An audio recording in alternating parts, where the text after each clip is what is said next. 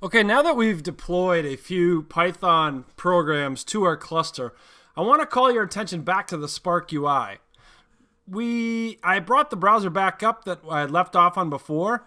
What happens when we refresh it? We see all kinds of things now. We see the completed applications. We see the worker. So let's go over some of the things that we can use as we're diagnosing issues with our cluster, or we just want to learn about more about our programs that we're running in the cluster. So we can see we have one worker. We know from previous examples in this course that I'm running this on a laptop with 8 cores. You can see how much memory we have. We can see some things about the applications. 3 of them have completed down here, and that the cluster is alive.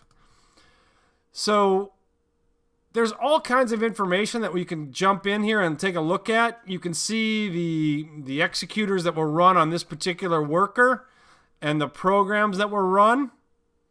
We can see that they're killed now, that they exited successfully, and we can see if we would have written out in our driver programs, we would have seen here's some log information or even the errors, but there were no errors when we ran it.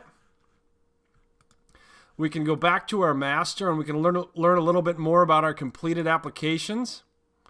We have no logs written to this.